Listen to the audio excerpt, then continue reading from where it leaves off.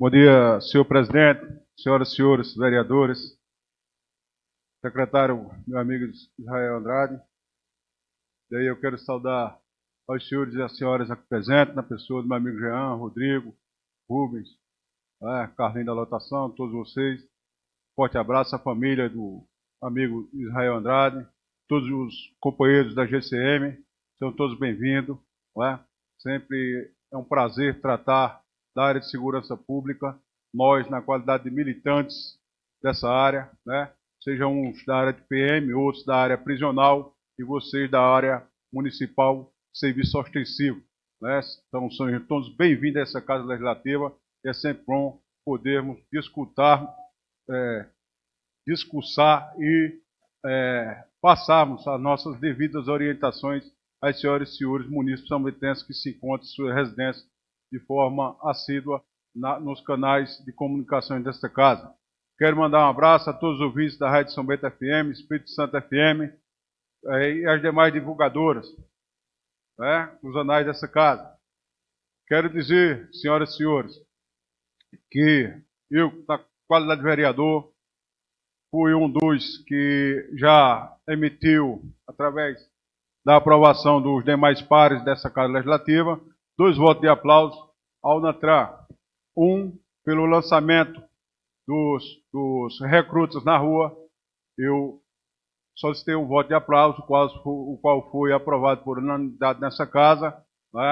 E o outro, pelo o lançamento, um dia de sábado, de forma inicial. Então eu dei um voto de aplauso aos companheiros comandantes da UNATRAN por ter vislumbrado que a forma do lançamento dos guerreiros na rua foi de forma correta.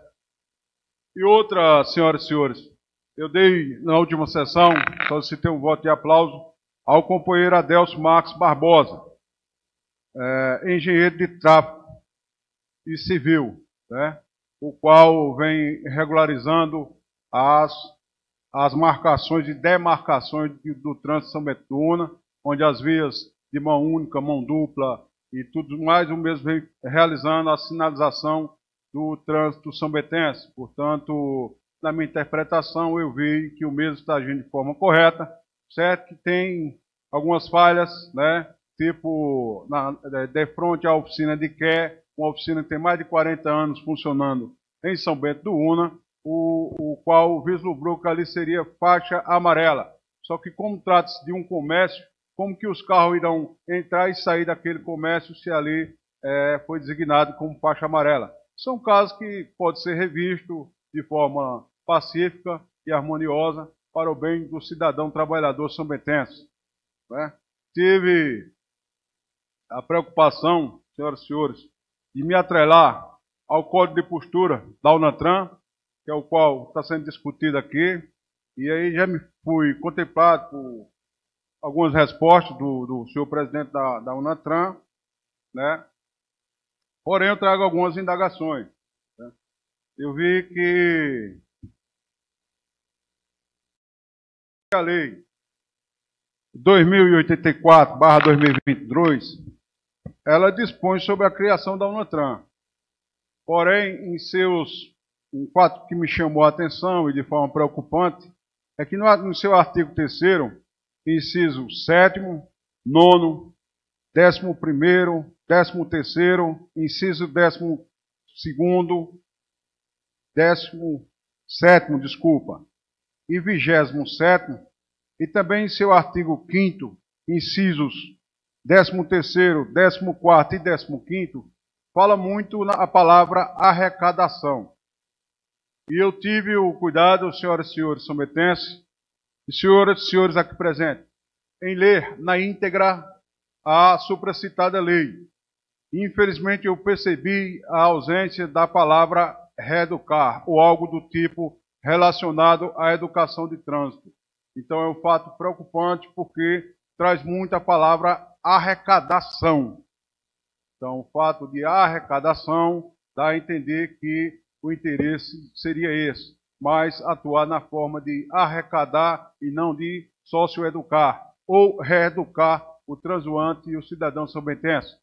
Tudo que vem a melhorar para o trânsito e a fluidez do trânsito é positivo, é bem positivo. Porque a gente não pode permitir, senhoras e senhores companheiros, que uma moto possa estacionar na vaga de um carro, ocupando assim a vaga de um transporte de mais de porte elevado. E isso está correto. O que vem a agilizar a fiscalização do trânsito é sempre positivo. É sempre positivo. Nós que somos militantes da área de segurança, e daí eu trabalhei no Cabo de Santo Agostinho, trabalhei em Recife, trabalhei em Caruaru, da forma ser um sistema prisional, mas a gente conta muito com a parceria da Guarda Municipal, em todas as cidades onde a gente chega. E a gente que vem residir no município, a gente conta muito com essa parceria dos senhores e das senhoras. Porém, a gente precisa realmente educar o munícipe são betense. E toda educação que venha atrelada de punição, seja ela financeira ou não, essa realmente ela chama a atenção de forma negativa da população, senhoras e senhores. Então, são um trabalho de formiguinha que a gente, de fato, de direito, tem que continuar realizando. Porém, a gente pede aqui, senhor presidente da UNATRAN, que atrele aos senhores e senhoras do serviço inicial, de forma recruta, e atrele mais um pouco para as abordagens truculentas, né? Para que atentem para o respeito ao cidadão. Porque a gente, como servidor público, a gente tem o dever de zelar e primar pela integridade física e moral do outro, principalmente quando ele é um cidadão civil. Então a gente deve ter cautela na forma de abordagem ao cidadão e à cidadã quando se refere a uma fala, uma tonalidade de fala, uma certa abordagem de trânsito, para que não venha a cometer o abuso de autoridade, o qual todos nós, na qualidade de agente público, estamos sujeitos a essa penalidade, conforme a Lei 13.869, do abuso de autoridade, especificamente em seu artigo 13º, que diz que constranger o preso ou detento mediante violência, grave ameaça ou redução de sua capacidade de resistência, inciso 2º, submeter-se a situações vexatórias ou constrangedoras não autorizadas em lei. Então, nós, como agente público, fica sujeito à pena de detenção de 1 a 4 anos, né? E sem prejuízo à pena combinada à violência. Então, tudo isso são penalidades às quais nós estamos sujeitos. Aí eu vou passar a pergunta. As multas serão aplicadas em graus mínimos, médio e máximo. Aí o parágrafo 2º do artigo 203 do Código de Postura da UNATRAN, ele diz o seguinte: aos infratores destas normas será imposta multa de 30 a, no máximo, R$300, dobrado nas reincidências. Aí eu passo a perguntar, senhor presidente, qual embase legal está sendo utilizado para a aplicabilidade dos valores exorbitantes dessas multas que estamos presenciando em desfavor do cidadão, quando sofreu essas alterações? Daí eu trago um exemplo, não sei se foi fake news, mas está aqui um papel timbrado da UNATRAN, com uma multa de escape adulterado, ao qual o cidadão faz uma fala aqui, e destaca: a moto do meu pai, apreendida no sábado, somente por estar com o cano canhote fechado, sem emitir qualquer tipo de barulho, o qual não configura multa, de acordo com o CTB, Código de Trânsito Brasileiro, mas para a Lei 1663/2001, Municipal de São Bento do Una, configura motivo para multa, e uma multa com um valor bem pequeno, como vocês podem ver abaixo, R$ 1.130,25. É brigadeira, né? Quis dizer que era brincadeira. Aí aquele citou a UNATRAN, Alexandre Baté e Paulo Renato. Está aqui as multas e tal. Porém, foi só uma fala com relação a essa pergunta, senhor presidente. No artigo 26, e aí eu vou concluir, excelência. No artigo 206, Nos casos de apreensão, os objetos apreendidos serão recolhidos ao depósito da Prefeitura, considerando que houve cobrança de diárias, de estadia, de motocicleta ou de outros materiais. Aí eu faço a pergunta ao senhor presidente, se possível, o senhor responda. Esse depósito tem um CNPJ? Qual depósito que os canos de escapamentos estão sendo levados e destino final dos mesmos? Existe algum convênio para o destino desses escapamentos? O artigo 219 do próprio Código de Postura. Uma vez lavrado o auto de infração, o infrator terá o prazo, e eu acredito que Vossa Excelência já me contemplou com essa resposta, se esse prazo de 7 dias estava sendo respeitado. Vossa Excelência já respondeu. Né? E eu deixo aqui a minha orientação aos agentes de trânsito que estão iniciando o exercício de segurança pública e atrelem na forma de abordagem ao cidadão e à cidadã são-bentense. No mais, eu quero parabenizar a todos que compõem o NOTRAN e que a gente possa agir de forma parceira em prol do bem do povo de São Bento do Una. Tá? No mais, muito obrigado, senhor presidente. Um abraço a todos.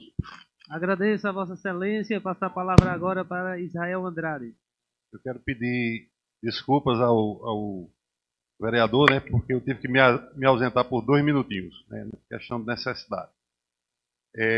E aí talvez eu não tenha escutado alguma pergunta, não sei se foi o caso. Mas, em relação à Lei 2084, vereador, o que tem lá na lei, no artigo 3º, é exatamente o que tem no Código de Trânsito. Se o senhor pegar o artigo de qualquer outro município, a lei de qualquer outro município, em relação às atribuições da Secretaria de Trânsito ou da autarquia daquele município, vai ter as mesmas coisas. Porque sobre trânsito, só quem pode legislar é a União. Só quem pode criar a lei é a União. Então nós temos que copiar exatamente igual o que tem no Código de Trânsito Brasileiro. Entendeu? Então, quando tem lá arrecadar, é porque tem no CTB arrecadar. Certo? Inclusive, as mudanças as alterações que tiveram na Lei 2115, né, posteriormente, foram, boa parte delas, exigências do CETRAN, que é o Conselho Estadual de Trânsito. Então, está aí a nossa justificativa, não é porque a gente quer arrecadar, não. A gente não tem outra opção a não ser colocar aquilo que está na lei. Né? É feito, a Constituição Estadual tem que seguir a Constituição Federal. A lei orgânica do município tem que seguir a Constituição Estadual e a Federal. Certo? Eu lembrei de uma situação também, que eu acho que até o vereador utilizou aqui alguma fala na tribuna, mas eu lembro que alguém utilizou. Em relação a uma fake news. Né? E é um absurdo. Falar que o agente de trânsito teria participação nas multas. Isso é um absurdo sem tamanho. Não existe lugar no Brasil onde o agente de trânsito ele tenha participação na arrecadação da multa. Então, espero que a gente não escute de novo esse tipo de discurso aqui, porque não é fake news, não, é mentira mesmo. É mentiroso. Né? Então, não tem isso aí. Se alguém me provar que na nossa lei tem isso, né? Outro detalhe também, vereador, essa lei não nos deu uma carta, um cheque em branco, não. Não nos deu, não. Essa lei, ela é uma lei que todos nós somos escravos da lei. A UNATRAN a Câmara de Vereadores a Prefeitura Nós temos que seguir as leis. No dia que a gente deixar de seguir as leis, aí vira uma baderna, um lugar sem dono. Né? Mas nós seguimos e o que a gente faz é aquilo que está previsto na lei, nem mais nem menos. Acho que também se falou sobre a questão do valor, não foi? 30 a 300, não foi? Esse artigo, esse capítulo aí, o capítulo que eu falei, artigo 28. Sim, mas a gente vai lá para o artigo 28, né, do Código de Postura, que diz: todas as multas desse capítulo, o valor é de 180 a 1.800. Dê uma olhadinha, né? Então, o Código de Postura ele vai trabalhando capítulo por capítulo. Ele diz: esse capítulo aqui é gradativo, o critério é gradativo. A gente explicou, mas eu vou esclarecer de novo.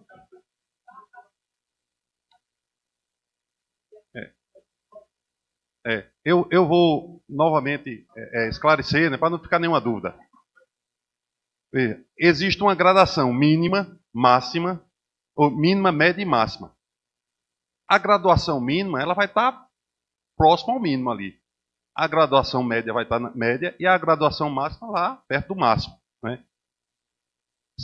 A lei diz em agravantes e atenuantes. Então, quando a gente pega uma motocicleta e ela tem agravantes, além do escapamento, do uso dele, e tem outras coisas, né? Aí a multa pode ser média ou pode ser máxima. Nós não tiramos nenhuma máxima, tiramos média e tiramos mínima. Certo? Mas o valor é 900 e pouco, o médio. Aí por que foi 1.100? É porque tem a remoção, certo? A remoção é cobrada também, e é cobrado a diária. Então, se a pessoa, às vezes dá uma diferença porque passou 2 dias, passou 1 dia. Eita, entendeu? Tirou no mesmo dia. Agora, no sábado, só tira na segunda. Expediente administrativo. São os esclarecimentos. Eu acho que teve outra questão aí que o vereador perguntou. Estou esquecendo agora.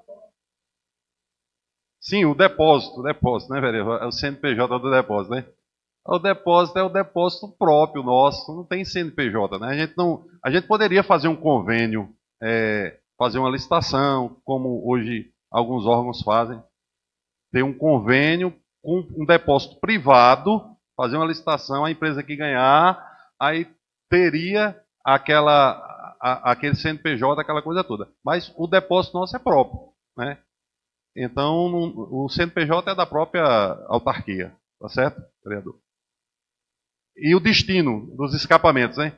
Nós recolhemos, retirado o escapamento, e nós guardamos esses escapamentos, procuramos o Ministério Público para ver o destino desses escapamentos. A gente não pode devolver, porque teve caso, quando alguém fala de multa, viu, vereador Diogo? Teve caso da pessoa ser multada, perdeu o escapamento caro, e depois botou outro. Outro alterado. Aí, o vereador bem falou uma coisa aqui também. Nem todo escapamento alterado, que não é original, ele é barulhento, né? E tem escapamento que é original, se a gente comprar uma moto Harley Davidson, que ele faz um barulho, mas ele é original. Eu tenho uma motinha que eu comprei agora, e ela tem um barulho próprio dela, mas é original. Ela vem de fábrica daquele jeito. Então, o que é de fábrica a gente não mexe. É só aquele que você... Por quê? Porque ele vem com questões de controle de poluentes, aquela coisa toda. Se botar um escapamento que não faça barulho, já atendeu. Já atendeu, não tem problema. Exatamente. Então, esse esclarecimento também, eu acho que... Aí teve a multa que o senhor falou também de alguém que leu aí, né? Não, eu já vi, eu já sei sobre essa situação aí. Veja, esse escapamento aí que foi colocado nessa moto aí, o valor mínimo dele para comprar no mercado é R$650, um Coyote. Vai depender do tipo de moto. Se for uma R$650, a pessoa pega, mora num sítio, é um trabalhador, verdade, é um trabalhador. Conheço, é até meu parente, né? Mas não fui eu, né? É a lei. Foi pego em movimento. Ele não foi pego parado, ele foi pego em movimento e estava com barulho. Esse tipo de escapamento ele é até pior do que os outros, porque ele tenta burlar a fiscalização. Ele tem uma chave e aí você vem com ele livre. Quando vem a fiscalização, você fecha. Entendeu? Ele fecha. Aí ele emite, fica sem barulho. Então, assim, é um tipo de escapamento que eu até proponho que essa casa debata uma lei que proíba a venda desse tipo de escapamento aqui em São Bento do Una. Já que a casa tem unanimidade em relação a barulho, propõe uma lei que proíba vender escapamento barulhento em São Bento do Una e as oficinas também sejam proibidas de colocar, porque a gente pode fiscalizar. Eu acho que a gente vai na origem. E tem muita loja que já não vende, então a gente só vai adequar. É uma sugestão que eu faço a essa casa, né, aos nossos vereadores. Eu acredito que eu respondi, né? Eu quero deixar o telefone, o número do telefone da GCM, divulgar. Oi? Só uma dúvida, Israel, pode ser? Só uma dúvida. Esse coiote, ele é adulterado de forma manual, é? E outra, o porquê cobrar a estadia se